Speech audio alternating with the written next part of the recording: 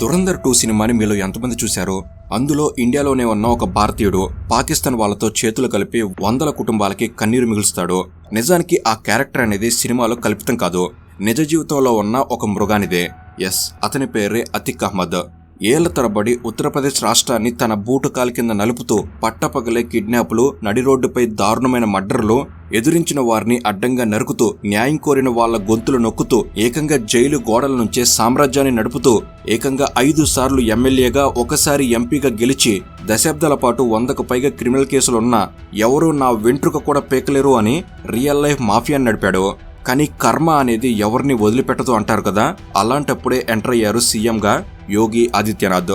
అప్పటి వరకు రాష్ట్రం మొత్తాన్ని భయపెట్టిన అతీక్ అహ్మద్ ని అందరూ ముందు ఏడ్చేలా నిలబెట్టి వాడి సొంత కొడుకునే నడి రోడ్డుపై కాల్చి చంపి చివరికి కొడుకు ఆఖరి చూపు దక్కకుండా కర్మ ఫలితాన్ని బ్రతికున్నప్పుడే చూపించాడు. అంతేకాదు నేషనల్ మీడియా లైవ్ కెమెరాల ముందే 100 మంది పోలీసులు చూస్తుండగానే కాల్చి చంపించాడు ఇతన్ని. ఇది కేవలం ఇంట్రో మాత్రమే. ఈ రోజు ఈ వీడియోలో దురంధర్ 2 మూవీలో చూసిన ఆ భయంకరమైన క్యారెక్టర్కి స్ఫూర్తినిచ్చిన అతీక్ అహ్మద్ గురించిన భయంకరమైన నిజాల్ని, అతని నెత్తుడి చరిత్రని, చీకటి కోణాలని తెలిపే ప్రయత్నమే చేయబోతున్నాం. గుండె నింపడం ఉన్నవారే పూర్తిగా చూడమని మనవి. సో ఇక లేట్ చేయకుండా let's get into the video.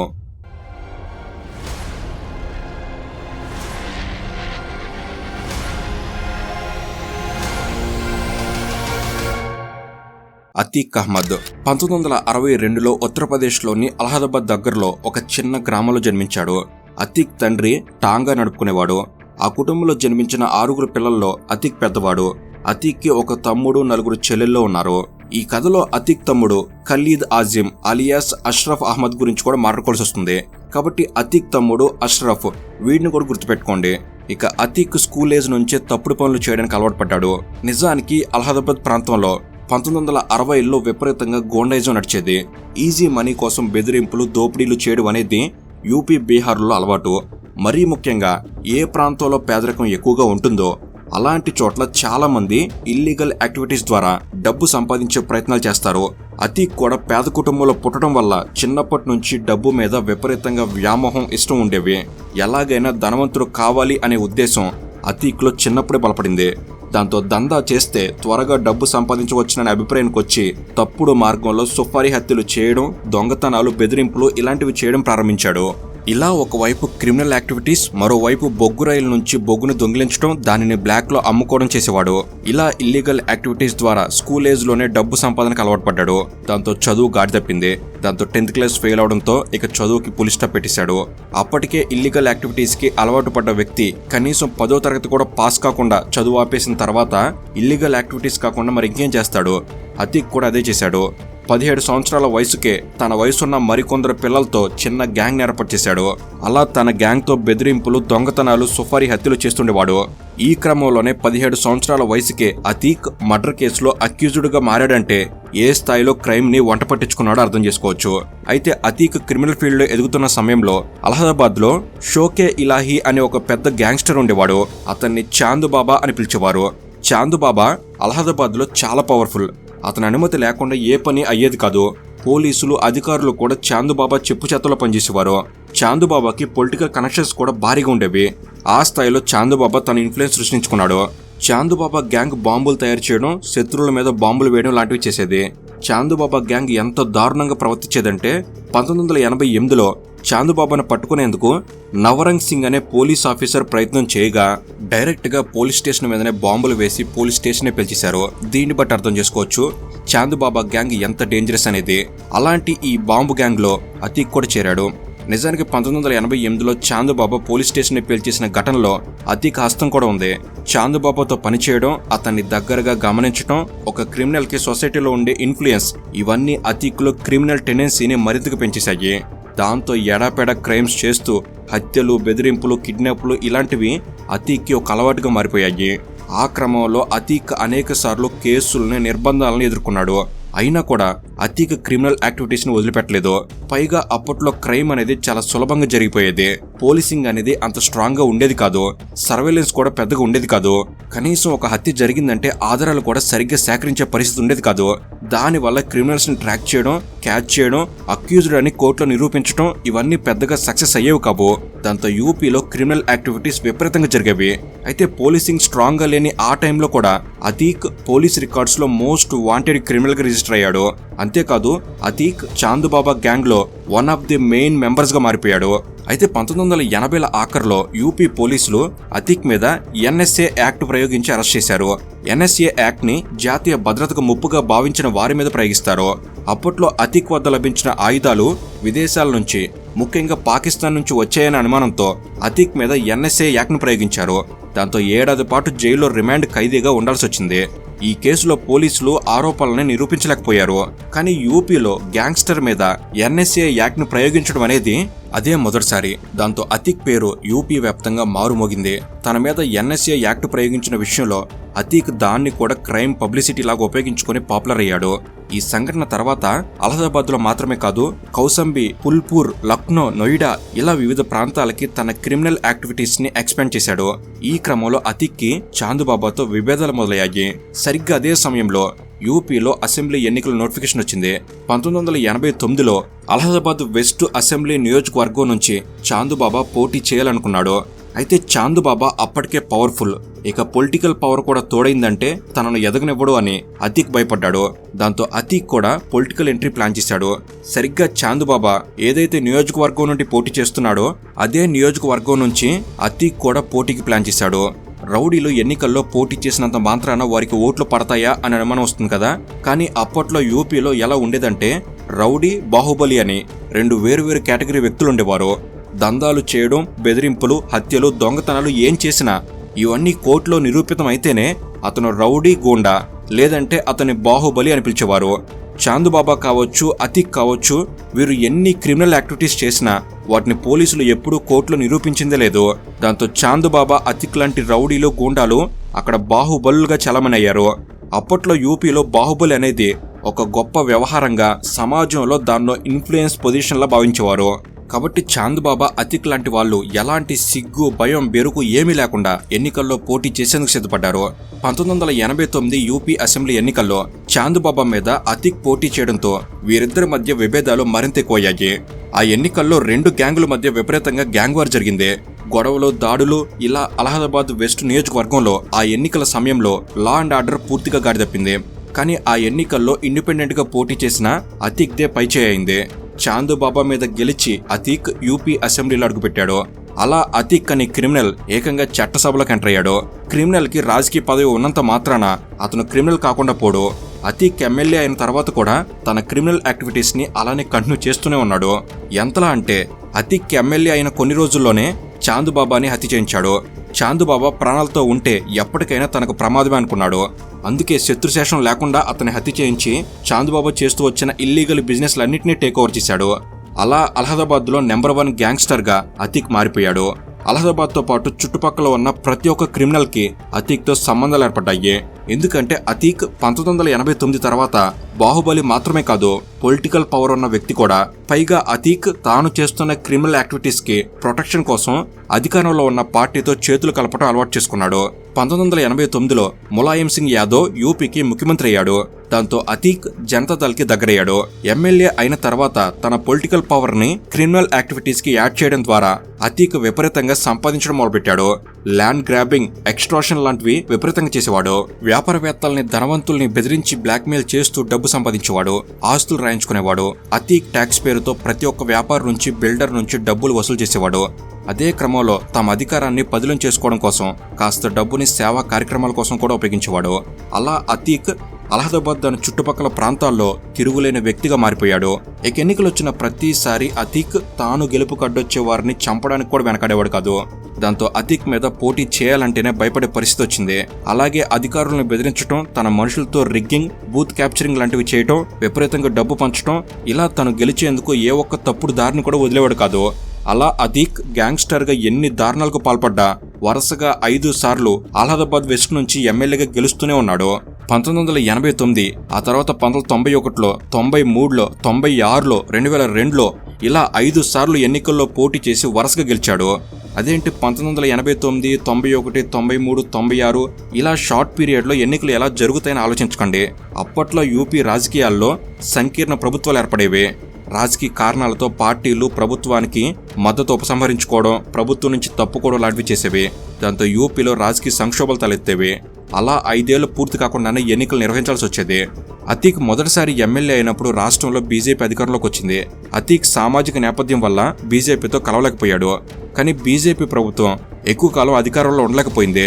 18 నెలల్లోనే ఆ ప్రభుత్వం పడిపోయింది. ఇక 1993లో యూపీలో సమాజ్వాదీ పార్టీ అధికారంలోకి వచ్చింది.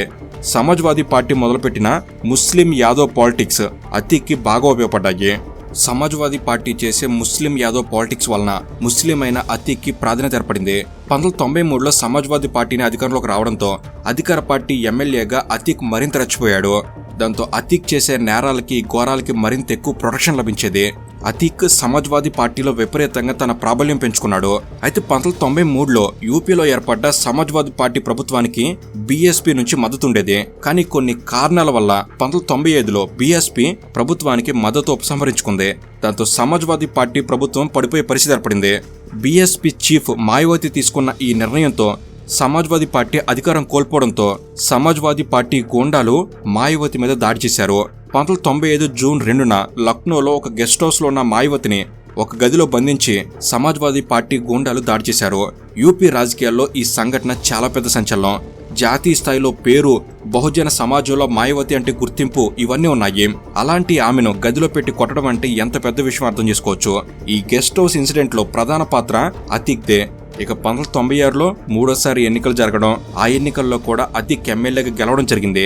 ఆ ఎన్నికల తర్వాత అతీక్ ఒక కానిస్టేబుల్ కూతుర్ని పెళ్లి చేసుకున్నాడు. అతీక్ భార్య పేరు షాహిస్తా పర్వీన్. అతీక్ కి ఆ తర్వాత 5 కొడుకులు పుట్టారు. ఆఖరిలో వీడి కొడుకులు కూడా వీడిలాగే రౌడీలుగా మారారు. వీళ్ళ గురించి కూడా తర్వాత మాట్లాడుకుందాం.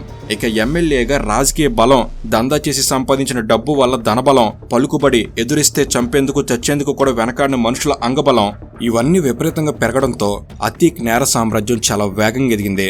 అష్రఫ్ కూడా తన అన్న అధికారాన్ని అడ్డు పెట్టుకుని తన అన్నతో పాటు ఎదిగాడు. అతీక్ రాజకీయాల్లో బిజీగా ఉంటే తమ్ముడు అష్రఫ్ అతని నేర సామ్రాజ్యాన్ని నడిపించేవాడు. అష్రఫ్ ఆగడాలు ఎంతలా మితిమీరాయంటే ఒకరోజు అష్రఫ్ ప్రయాణిస్తున్న కార్ని అశోక్ సాహు అనే వ్యక్తి ఓవర్టేక్ చేశాడు. అంతే, ఆ అశోక్ సాహుని అష్రఫ్ హత్య చేశాడు. అలా అతీక్, అష్రఫ్ ఇద్దరూ అలహాబాద్ ప్రాంతంలో రెచ్చిపోయారు. 2002 వరకు అతీక్ ఆగడాలు అడ్డు లేకుండా కొనసాగాయి.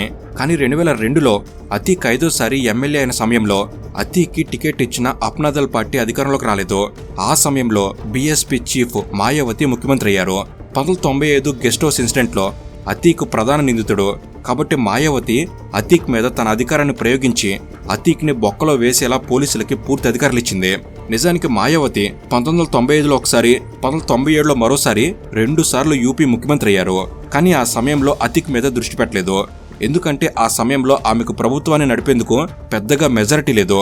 కానీ 2002లో మాయావతి మెజారిటీతో ముఖ్యమంత్రి కావడంతో అతీక్కి కష్టాలు మొదలయ్యాయి. అప్పటి వరకు అతీక్ మీద కనీసం కేసు పెట్టేందుకు కూడా భయపడ్డవారు ధైర్యం చేసి వాడి మీద కేసులు పెట్టడం స్టార్ట్ చేశారు. దాంతో 2002లో ఒకే రోజులో అతీక్ మీద 113 కేసులు నమోదయ్యాయి. దాంతో అతీక్ని అరెస్ట్ చేయడం, కోర్టు చుట్టూ తిప్పడం మొదలైంది. ఒక కేసులో బెయిల్ వస్తే మరో కేసులో లోపలేసేవారు. అలా అతీక్ ఎమ్మెల్యేగా ఉన్నా కూడా జైలు ఓచలో లెక్కించక తప్పలేదు.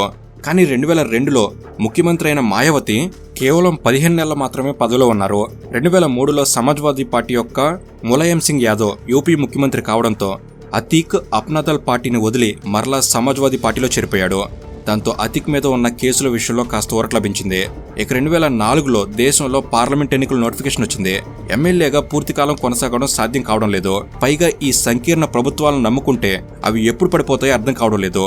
కాబట్టి పార్లమెంట్కి వెళ్ళాలి అని అనుకున్నాడు. పార్లమెంట్ మెంబర్ అయితే అరెస్ట్ చేయడం కష్టం. ఒక ఎంపీని అరెస్ట్ చేయాలంటే స్పీకర్ పర్మిషన్ ఉండాలి. కాబట్టి అతీక్ క్రిమినల్ బ్రెయిన్లో ఎంపీ కావాలనే కోరిక మొదలైంది. దాంతో సమాజ్వాదీ పార్టీ టికెట్ మీద ఫుల్పూర్ లోక్సభ స్థానం నుంచి ఎన్నికల్లో పోటీ చేశాడు. జవహర్లాల్ నెహ్రూ, వీపీ సింగ్ లాంటి దేశ ప్రధానులు పోటీ చేసి గెలిచిన పార్లమెంట్ నియోజకవర్గం అది. అంతటి చరిత్ర ఉన్న ఆ నియోజకవర్గం నుంచి పోటీ చేసి క్రిమినల్ బ్యాక్గ్రౌండ్ ఉన్నా కూడా అతీక్ ఆ ఎన్నికల్లో గెలిచాడు. అలా 2004లో లోక్సభ ఎంపీ కావడంతో తన ఎమ్మెల్యే పదవికి రాజీనామా చేయాల్సి వచ్చింది. దాంతో అలహాబాద్ వెస్ట్ ఎమ్మెల్యే సీటు ఖాళీ కావడంతో ఉప ఎన్నిక జరిగింది. ఆ ఎన్నికల్లో అతీక్ తన తమ్ముడు అష్రఫ్ని పోటీ చేయించాడు. 5 సార్లు తను సులభంగా ఎమ్మెల్యే అయ్యాను కాబట్టి తన తమ్ముడు కూడా సులభంగా గెలుస్తాడని అతీక్ భావించాడు. కానీ అష్రఫ్ మీద పోటీ చేసేందుకు రాజుపాల్ అనే వ్యక్తి బీఎస్పీ నుంచి రంగంలోకి దిగాడు. రాజుపాల్ ఒకప్పుడు అతీక్ గ్యాంగ్లో పనిచేసిన వ్యక్తే. కానీ విభేదాలు రావడంతో అతీక్ గ్యాంగ్ నుండి తప్పుకున్నాడు. తన తమ్ముడు అష్రఫ్ మీద రాజుపాల్ పోటీ చేస్తున్నాడని తెలిసి అతీక్ అతన్ని బెదిరించాడు. కానీ రాజుపాల్ మాత్రం వెనక తగ్గలేదు. ఎలాగైనా గెలుస్తానని అతీక్కి సవాల్ విసిరాడు.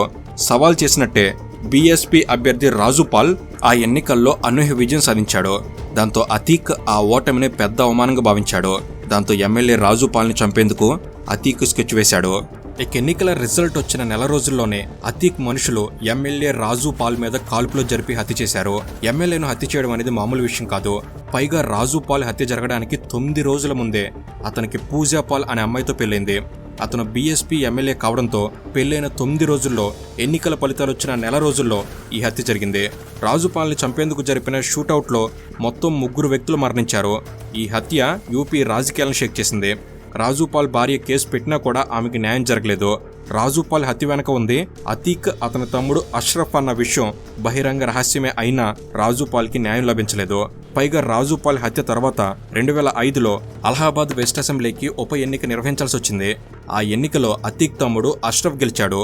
ఈ మొత్తం సంఘటన గమనిస్తే ఏమర్థమవుతుంది? తన అహంకారాన్ని నిలుపుకోవడం కోసం అతీక్ ఎంతకైనా తెగిస్తాడు. రాజుపాల్ హత్య మీద పోలీసులు విచారణ మొదలుపెట్టారు. కానీ సాక్షులెవరో అతీక్కి వ్యతిరేకంగా సాక్ష్యం చెప్పేందుకు ధైర్యం చేయలేకపోయారు. రాజుపాల్ బంధువు ఉమేష్ పాల్ అనే వ్యక్తి రాజుపాల్ మీద కాల్పులు జరుగుతున్నప్పుడు పక్కనే ఉన్నాడు. ఆ కాల్పుల్లో అతను కొద్దిలో తప్పించుకున్నాడు. కానీ అతను కూడా తాను ఏమీ చూడలేదని కోర్టులో సాక్ష్యం చెప్పాడు.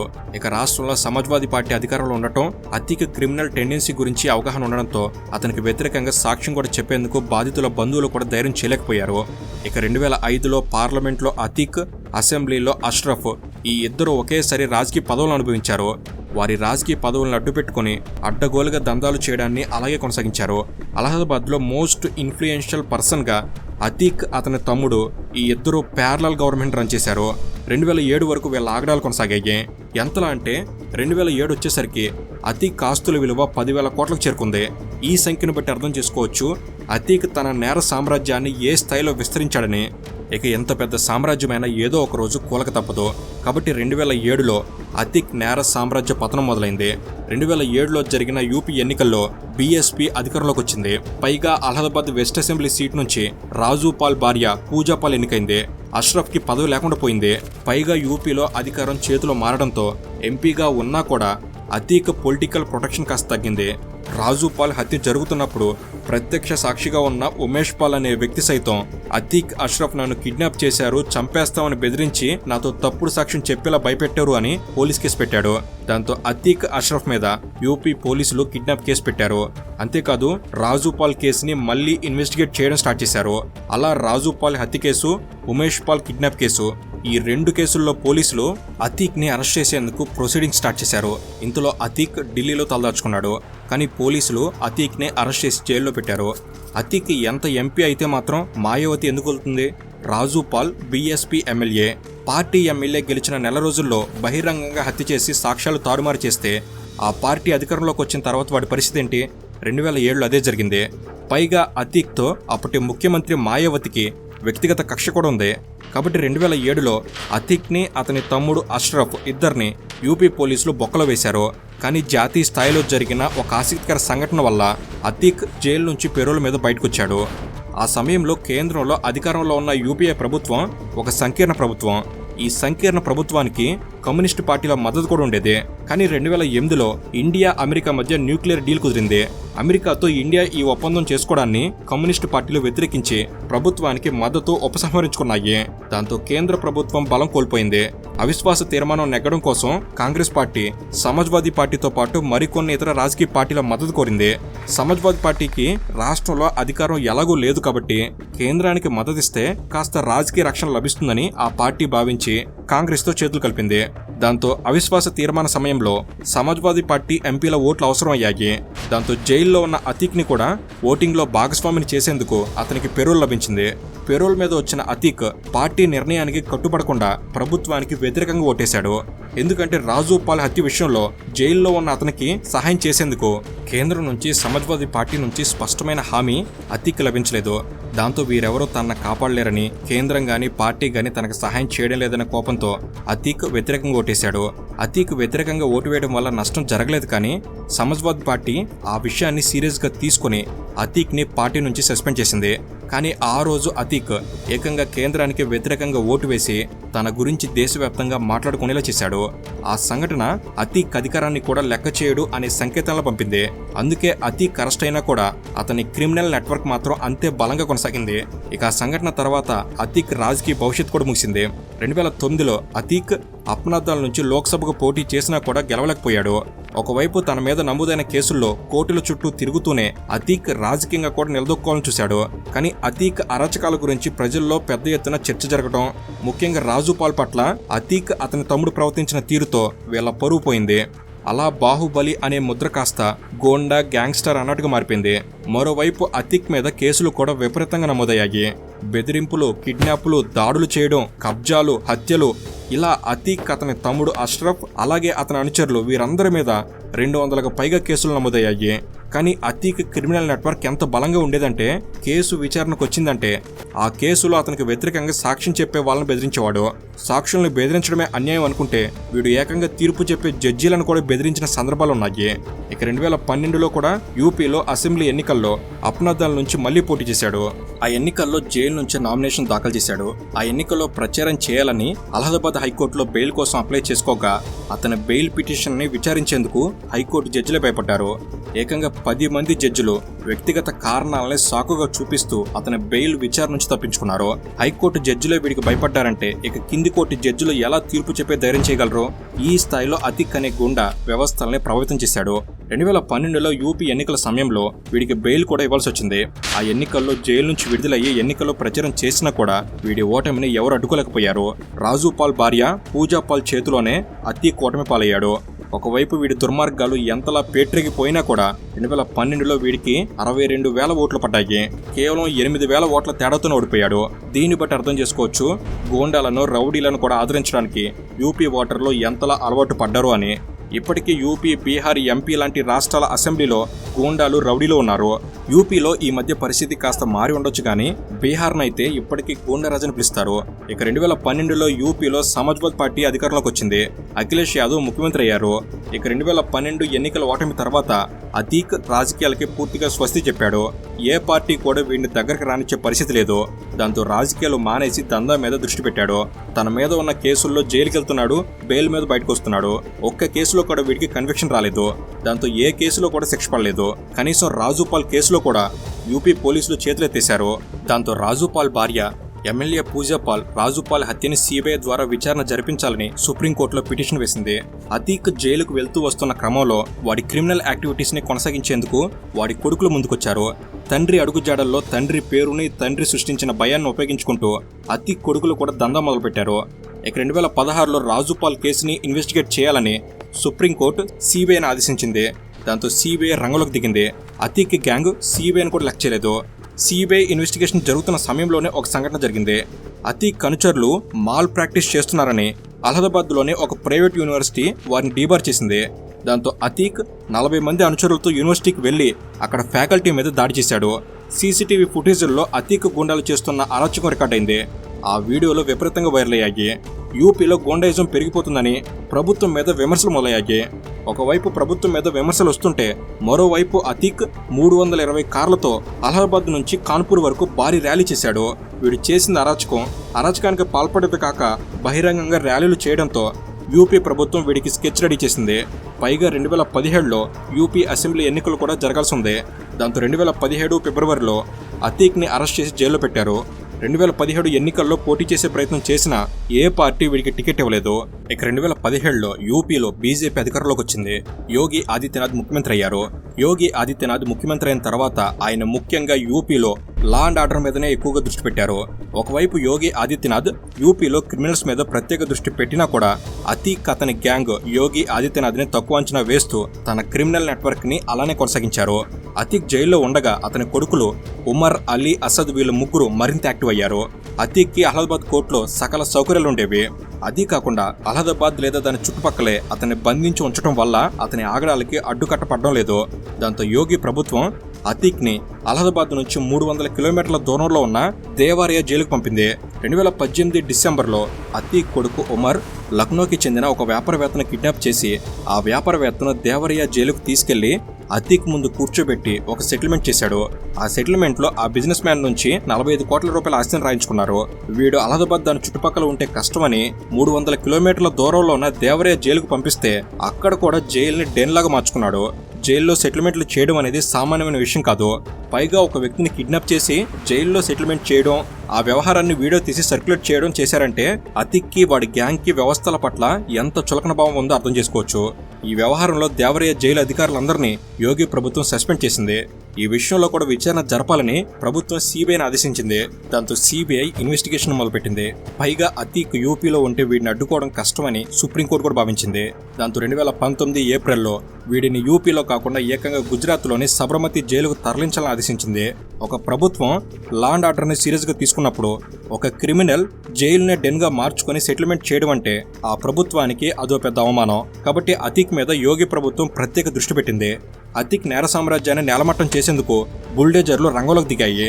అతీక్ ఎన్నాళ్ళు కూడబెట్టిన ఆస్తుల్ని, అక్రమ కట్టడాల్ని బుల్డోజర్లు నేలమట్టం చేయడం మొదలుపెట్టాయి. అతీక్ ఆస్తుల విలువ 11,000 కోట్లు కాగా ఇందులో 3,000 కోట్ల విలువైన అక్రమ ఆస్తుల్ని ప్రభుత్వం స్వాధీనం చేసుకుంది. అతీక్ నేర సామ్రాజ్యం నేలమట్టం అవుతుంటే అతని గ్యాంగ్ మొత్తం భయంతో అండర్ గ్రౌండ్లోకి వెళ్ళిపోయింది. అతీక్ సొంత కుటుంబ సభ్యులు కూడా అండర్ గ్రౌండ్లోకి వెళ్లి తలదాచుకున్నారు. అతీక్ ని యోగి ప్రభుత్వం ఎంతలా టార్గెట్ చేసిందంటే పరారీలో ఉన్న అతీక్ అహ్మద్ కొడుకుల మీద షూట్ ఎట్ సైట్ ఆర్డర్స్ ఇవ్వడానికి సిద్ధపడింది. ఇక ఎక్కువ రోజులు పరారీలో ఉంటే యోగి ప్రభుత్వం ఎన్కౌంటర్ చేస్తుందని భయపడి అతీక్ కొడుకులు ఉమర్ మరియు అలీ సిబిఐ కోర్టులో లొంగిపోయారు. అలా 2019లో అతీక్ నేర సామ్రాజ్యం కుప్పకూలిపోయింది. అలా అతీక్ కాగడాలకు అడ్డుకట్టపడింది. 2022 అక్టోబర్లో రాజుపాల్ హత్య కేసులో సిబిఐ కోర్టు తీర్పు చెప్పింది. 2005లో జరిగిన హత్యకి 2022లో తీర్పు వెలువడింది. ఆ కేసులో అతీక్ అతని తమ్ముడు అష్రఫ్తో సహా మరో 7 వ్యక్తుల్ని కోర్టు దోషులుగా తేలుస్తూ శిక్ష విధించింది. ఈ కేసులో ఐ విట్నెస్ గా ఉన్న ఉమేష్ పాల్ మీద అతీక్ కుటుంబం కక్ష పెంచుకుంది. ఒకవైపు సామ్రాజ్యం అంతా నేలమట్టమైంది. తండ్రి, బాబాయ్, 2 అన్నలు అందరూ జైల్లో ఉన్నారు.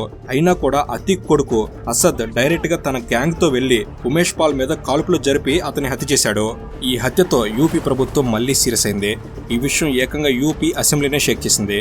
యూపీలో లా అండ్ ఆర్డర్ సరిగ్గా లేదని, పట్టపగలే కాల్పులు జరుగుతున్నాయని, యోగి ప్రభుత్వం విఫలమైందని ప్రతిపక్షాల్లో ఆరోపించడం మొదలుపెట్టాయి. దాంతో యూపీ అసెంబ్లీలో యోగి ఆదిత్యనాథ్ మాట్లాడుతూ ఎవరినీ వదిలే ప్రసక్తే లేదని, వీలైనంత త్వరగా వాళ్ళని మట్టిలో కలిపేస్తామని స్ట్రాంగ్ గా వార్నింగ్ ఇచ్చారు. ఉమేష్ పాల్ హత్యలో మొత్తం 6 వ్యక్తులు పాల్పంచుకున్నారు. సీసీటీవీ ఫుటేజ్ లో క్లియర్ గా అతీక్ కొడుకు అసద్ కూడా చేతిలో గన్తో కనిపించాడు. యూపీ అసెంబ్లీలో యోగి ఆదిత్యనాథ్ ప్రకటన చేసిన వెంటనే యూపీ పోలీసులు రంగంలోకి దిగారు. 2 రోజుల్లో ఉమేష్ పాల్ ని హత్య చేసిన వ్యక్తుల్ని పోలీసులు ఎన్కౌంటర్ చేయడం స్టార్ట్ చేశారు. ఒకవైపు ఉమేష్ పాల్ హత్యలో ఎన్కౌంటర్లు జరుగుతున్న సమయంలోనే ఉమేష్ పాల్ కిడ్నాప్ కేసులో అతీక్ ని అతని తమ్ముడిని దోషిగా తేలుస్తూ కోర్టు యావజ్జీవ కారాగార శిక్షను ఖరారు చేసింది. ఇందులో ఉమేష్ పాల్ హత్యను ఇన్వెస్టిగేట్ చేసేందుకు అతీక్ ని యూపీకి తీసుకొచ్చారు.